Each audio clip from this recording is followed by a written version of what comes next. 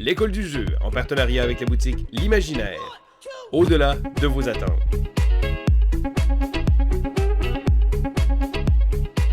Bonjour mes kombucha, c'est Vince de l'école du jeu et aujourd'hui je vous fais une critique du jeu Police, un jeu pour 2 joueurs produit par Devir Games, produit en 2020, qui dure environ 120 minutes, qui est fait pour des enfants de 14 ans inclus. On pourrait jouer avec des enfants un peu plus jeunes, merci, s'ils comprennent bien les jeux de société, parce que attention, Police, c'est un méchant gros jeu. Et avant de vous expliquer tout ça, vous donner ma critique, et puis vous dire pourquoi est-ce que j'arrive seulement avec une critique et non pas les règles en plus, ben, je veux juste vous partager un petit peu quelque chose qu'on a commencé en 2020, dans le mois de décembre 2020, c'est notre campagne Patreon. Alors, pour faire une longue histoire courte, on s'est dit, ben pourquoi pas, hein, on va lancer notre campagne Patreon pour être capable d'obtenir un petit montant de la part des gens qui veulent bien nous donner. Qu'est-ce que Patreon? Ben, c'est une plateforme de sociofinancement où les gens peuvent donner un certain montant, 1$, comme ça peut être 500$ ou 42$ par mois. Et ce petit don-là que vous nous faites, ben ça nous permet en fait d'augmenter le matériel puis la qualité de notre matériel de filmage, si je peux me permettre de le dire comme ça.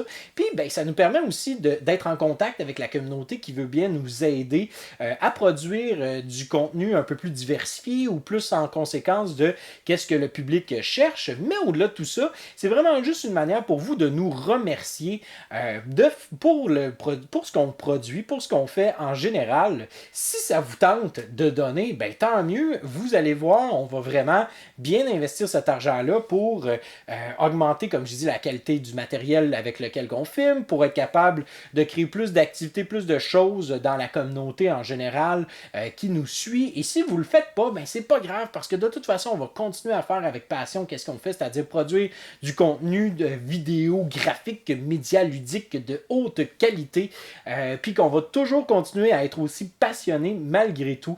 Donc, c'est vraiment libre à vous. Aucune pression, aucun problème. Donc, j'ai fini ma plug, ça va faire Vince. Je vous parle maintenant de Police. Alors, Police, premièrement, c'est un jeu que j'avais pas remarqué vraiment. Et là, Sylvain et JP m'ont dit « Ah, va voir ça, ça semble être dans tes cordes. » Alors, j'ai été voir et j'ai commencé à lire un peu plus et je me suis commandé immédiatement une copie. Et la raison pour laquelle je veux faire une critique, simplement une vidéo spécifiquement pour ça, c'est parce que j'ai déjà fait une vidéo sur les règles, sur une session de jeu et finalement une discussion post-mortem qui se retrouve sur la chaîne. Si ça vous intéresse d'en savoir davantage et de voir un petit peu les règles derrière tout cela, je vous encourage fortement à aller voir cette vidéo. Il va y avoir un lien dans la description, mais aussi dans le petit onglet qui se retrouve tout le temps à droite de l'écran. C'est ça, de cette vidéo. Donc, allez voir si ça vous intéresse. Mais sinon, pour ce qui est de la critique, c'est ça. Donc, je voulais faire cette petite parenthèse-là pour revenir avec Police. Donc, c'est ça. C'est les deux gars qui m'ont dit « Ah, regarde ça, ça a l'air intéressant. » J'ai commencé à lire un petit peu. J'ai vu que c'était une réédition d'un vieux jeu de 2012. Et là, j'avais remarqué que, hey, tabourette, il y a un pas pire public que ce jeu-là. Ça doit être très intéressant. Donc, je me suis mis le nez dans les règles. Et ben, la première chose à savoir, c'est que c'est un livre de règles d'environ de 23 pages. Donc, c'est pas petit. Hein? Et, comme vous pouvez voir ici, c'est écrit tout petit. Ce qui veut dire qu'il y a beaucoup d'informations. Il y a énormément de choses à retenir. Et ben, il est pas nécessairement, il y a quelques petits défauts selon moi, des trucs qu'il aurait dû mettre en gras ou vraiment mettre de l'avant pour des concepts, des règles aussi qui sont importantes à ne pas oublier. Donc ça, c'est un petit peu dommage. Par contre, quand j'ai ouvert la boîte, et là, la boîte est très très lourde parce que le matériel est incroyable. On a d'abord un plateau, en fait, qui est encastré, là, comme vous pouvez voir, là, on a vraiment un plateau qui est encastré, il est immense. Il venait dans ce petit sac-là. Les plateaux de joueurs aussi sont tout autant encastrés, là, comme vous pouvez voir. Donc là, on a le plateau de Sparte, de Athènes, et finalement le plateau de Sparte ici. Sinon, autrement, on a des cubes et des cartes, là, mais somme toute, le matériel est vraiment, vraiment sur la coche. Le prix reflète le matériel, mais c'est pas grave parce que on en a pour notre argent, considérant le matériel qu'il y a dans la boîte. Maintenant, considérant le jeu. Ma première partie, j'ai vraiment pas été impressionné. En fait, j'ai fini la partie avec un espèce de petit mal de tête. On n'a pas terminé notre première partie. Là. Je veux dire, on avait fait 2 rounds sur 3. Et ben les deux, on était les deux. Et là, on s'est dit, ben, je sais pas trop, ça a l'air bizarre. Il manque quelque chose, je sais pas. Et donc, j'ai commencé à aller sur Internet, continuer en fait à traverser les différents forums, les différentes publications sur le jeu, voir l'opinion des gens, etc., etc. Et à un moment donné, ben, je me suis dit, ben regarde, il y a clairement quelque chose que j'ai pas compris. Pourquoi pas aller dans mon sous-sol puis me faire une petite partie tout seul? Et c'était la première fois que je faisais ça, que je prenais un jeu de société, que je m'assoyais et que je prétendais être 2 joueurs en même temps. Et là, j'ai fini ma deuxième partie officielle, moi contre moi. Puis je me suis dit, OK, attends un peu. Je suis pas encore capable de mettre une tête, de faire une tête autour de ça. Faut que je réessaye une deuxième fois.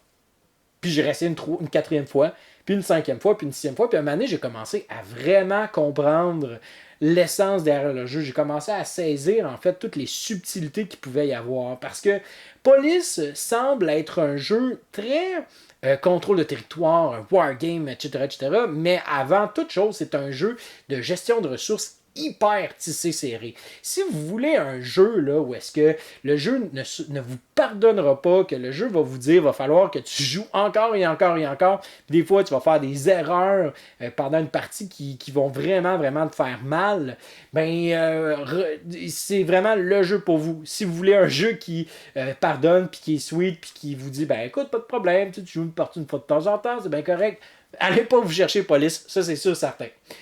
Ceci étant dit, je pense que Police est vraiment venu me charmer à long terme et maintenant c'est vraiment devenu un de mes jeux préférés à 2 joueurs. Là, j'ai été sidéré par ce jeu-là, à un point tel que j'en parlais à ma femme pendant nos petites marches avec mon bébé. Puis là, je parlais de comme les différentes subtilités, puis comment est-ce qu'on peut manœuvrer à travers le jeu, etc., etc. Parce que oui, c'est un jeu de gestion de ressources, mais aussi c'est un jeu avec une interaction très, très, très agressive.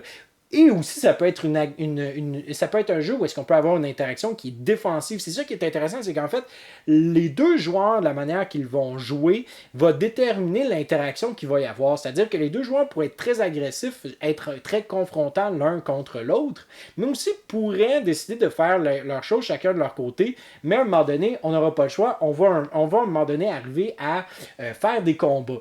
Et les combats, au départ, encore une fois, je trouvais ça bizarre. Je trouvais que les cartes, je comprenais pas trop, puis là, tu as différentes cartes, puis là, puis ça, puis à un moment donné, plus que tu joues, plus que tu saisis la profondeur, puis l'élégance qu'il y a derrière le combat, qui est hyper intéressant, et qui va vraiment amener le petit côté, le petit challenge, la petite part, je vais dire la petite part de chaos, mais plutôt la petite part de hasard ou de chance, qui fait en sorte que toutes les choses, tout le jeu peut peut aller d'un bord ou de l'autre. Donc, il y a toujours une manière, en fait, de pouvoir rattraper un peu le temps perdu en créant un combat ou en créant une situation conflictuelle avec l'adversaire, si on est chanceux, puis de ça.